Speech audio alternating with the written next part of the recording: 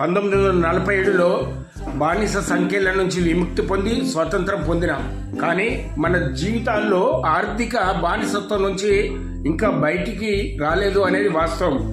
జీతం కోసం ఎదురు చూస్తూ అప్పుల భారం మోస్తూ కనే కలల్ని వాయిదా వేసుకుంటూ, అంటే ఇది కూడా ఒక రకమైన బానిసత్వమే.